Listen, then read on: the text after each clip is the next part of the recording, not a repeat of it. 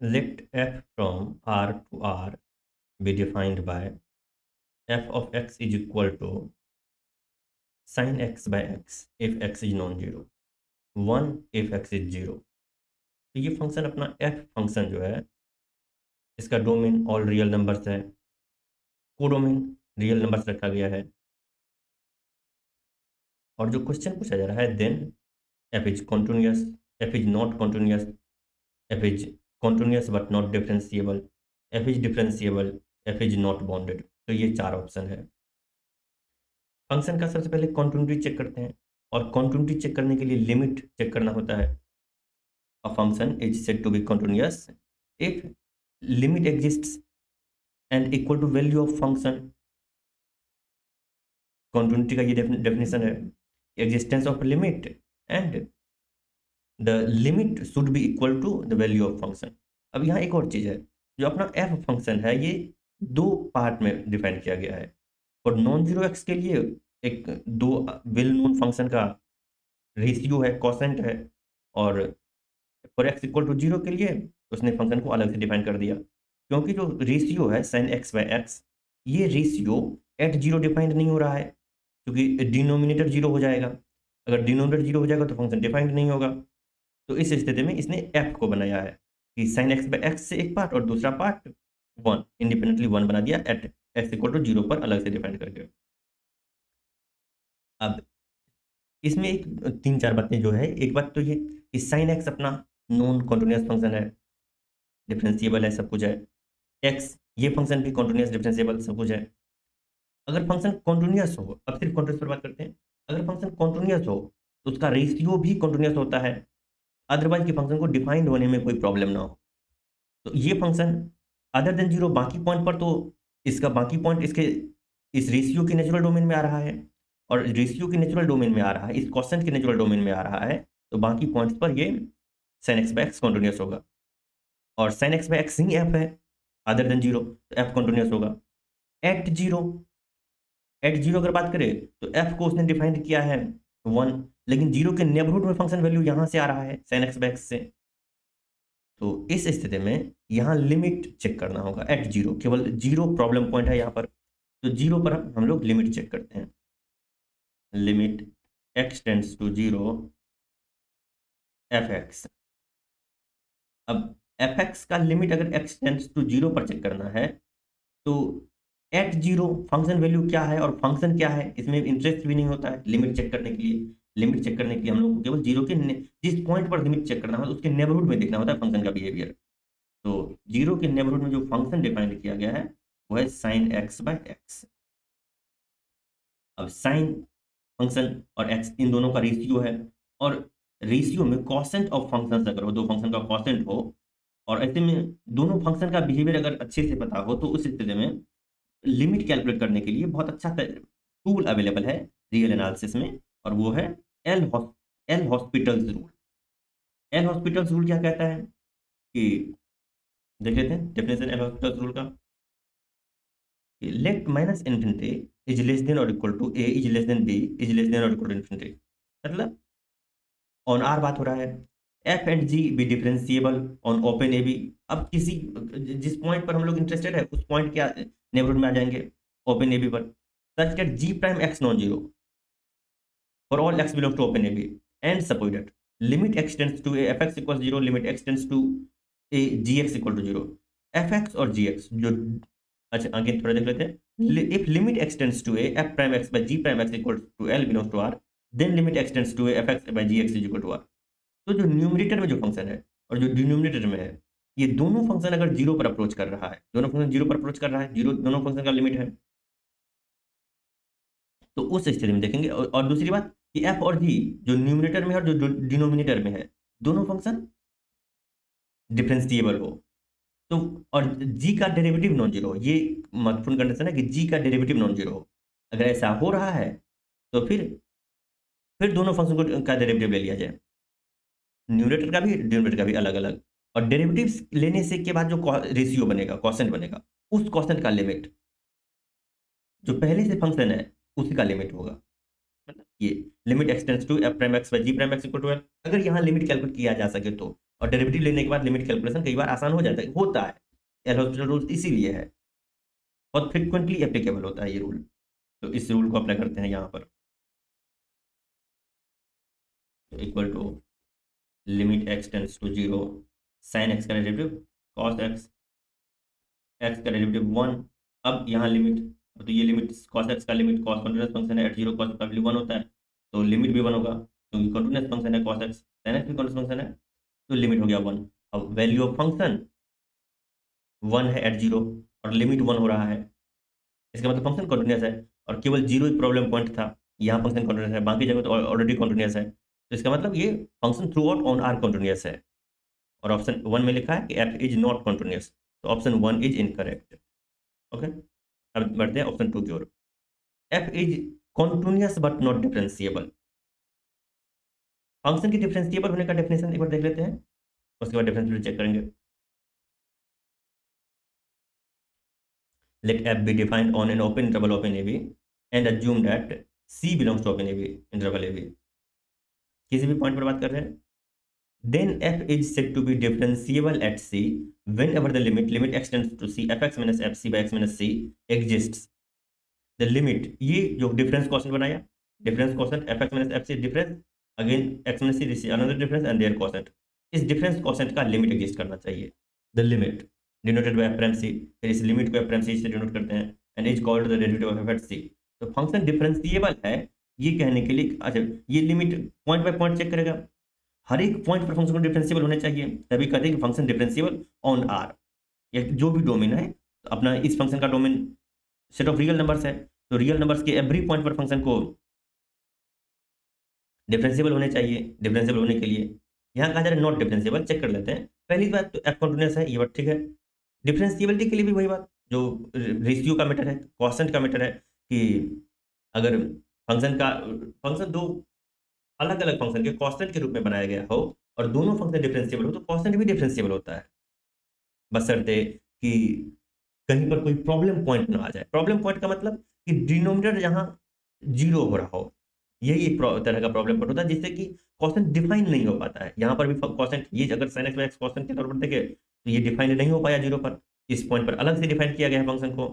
तो अब देखते हैं यहाँ डिफरेंस कॉन्स्टेंट का limit, limit x tends to 0 fx minus f0, difference constant ये बनेगा एट 0 चेक करें तो fx minus f0 by x minus 0।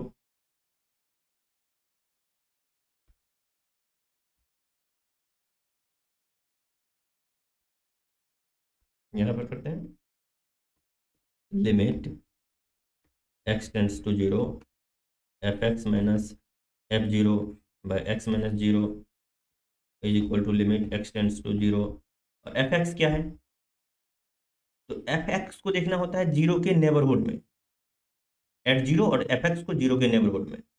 तो 0 के नेबरहुड में f डिफाइन हो रखा है sin x बाय x से, और f0 एट 0 फंक्शन डिफाइन हो रखा है 1 से, और x माइनस 0, तो x हो जाएगा ये, this is equal to limit x tends to 0 sin x minus x by x and x, this is x square. और अब यहां पर तो ये मेरे लिमिट कैलकुलेशन रह गया, ऊपर एक फंक्शन नीचे एक फंक्शन। अब ऊपर वाला फंक्शन देखें तो sin x minus x tends to 0 पर ये 0 माइनस 0 0 पर जाएगा, नीचे वाला फंक्शन x स्क्वायर ये भी 0 पर जाएगा, तो 0 बाई 0 का फॉर्म मिल रहा है, इंडिटरमिनेट फॉर्म, यही एल हॉस्पिटल रूल एप्लीकेबल फिर से होगा। तो limit x tends to 0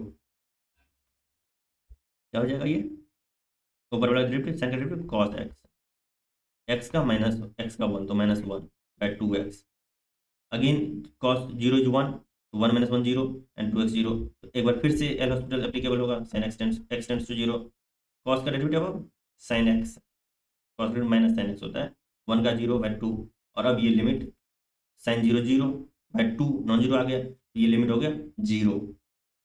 okay, तो अगर ये लिमिट आ गया 0 तो लिमिट एग्जिस्ट कर गया, और लिमिट एग्जिस्ट कर जाने का मतलब फंक्शन डिफरेंशिएबल है, तो फंक्शन डिफरेंशिएबल है।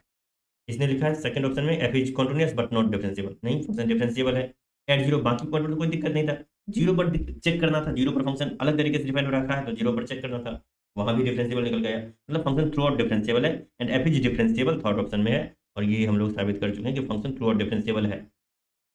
तो थर्ड ऑप्शन करेक्ट हो गया। अब फोर्थ ऑप्शन चेक करते हैं, एफ इज बाउंडेड। ये फंक्शन बाउंडेड है या नहीं? तो फंक्शन कॉन्टिन्यूअस है।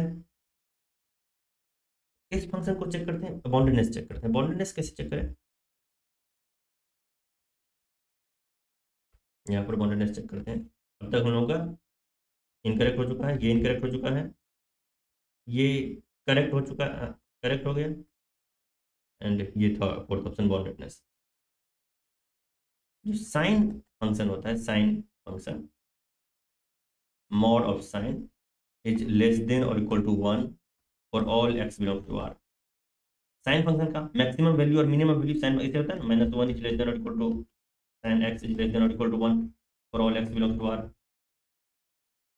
तो साइन फंक्शन का जो मैक्सिमम वैल्यू 1 होता है, मिनिमम वैल्यू -1, और 1 और -1 के बीच में एवरी वैल्यू होता है। ये एक बात हो गया। दूसरा बात, एक्स ऐसे देखते हैं, तो sine x is less than और equal to x for all x is greater than और इक्वल टू 1। ये लिख सकते हैं, क्योंकि ग्रेटर देन और इक्वल टू 1 के लिए तो एक्स ग्रेटर 1 ही रहेगा, और साइन एक्स कभी भी 1 से ग्रेटर हो नहीं सकता है। तो for all x is greater than और इक्वल टू 1 के लिए साइन एक्स एक्स से लेस और इक्वल हो जाएगा। एक्चुअल में हम लोग इस इनइक्वालिटी को प्रूव करने की कोशिश करेंगे, mod of sign x is less than और इक्वल टू मॉड एक्स। इसके बाद आगे करेंगे। तो इसके लिए ग्रेटर देन और इक्वल टू 1 के लिए ये कर दिए। अब चेक करना है कहाँ है, क्लोज इंटरवल 0 1 में। एक्चुअल में ओपन इंटरवल 0 1 में चेक करना है, क्योंकि साइन 0 0 होता है और 0, यहाँ पर इक्वलिटी मिलेगा एट 0 1। साइन 1 लेस देन 1 होता है वैल्यू, और ये 1 है, तो यहाँ पर स्ट्रिक्ट इनइक्वालिटी मिलेगा। तो ओपन इंटरवल 0 1 में चेक करना है कि ये इनइक्वालिटी होल्ड करना है कि नहीं। ये इनइक्वालिटी में होल्ड करता है, हम लोग केवल वेरीफाई करेंगे, चेक करेंगे, और इसको करने के लिए इस्तेमाल करेंगे जिस थ्योरम का, उसका नाम है मीन वैल्यू थ्योरम। आ गया mean value theorem. Suppose f is continuous on closed interval a b. तो अपना जो फंक्शन है, अच्छा, साइन फंक्शन का इस्तेमाल नहीं करेंगे इसके लिए हम लोग। Suppose f is continuous on closed interval a b and f has a derivative in open interval open a b, then there exists at least one point c in open AB such that fb minus fa is equal to f prime cb minus a। तो अपना function क्या है, f। फिलहाल sine function को check कर रहे हैं, तो साइन फंक्शन के लिए यहाँ से इनइक्वालिटी डेवलप कर देते हैं, साइन एक्स। तो f b minus f a, second point minus first point.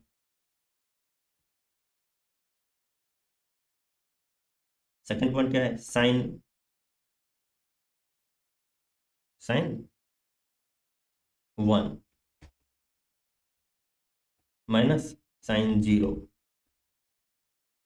And this is equal to f prime c, sine का derivative cos prime cos c prime cos c, and 1 minus 0। अच्छा, इस x को किसी 1 को किसी arbitrary x से replace कर देते हैं। 1 भी हो सकता है, उससे पहले भी कोई पॉइंट, तो यहाँ x आ जाएगा, यहाँ भी x आ जाएगा,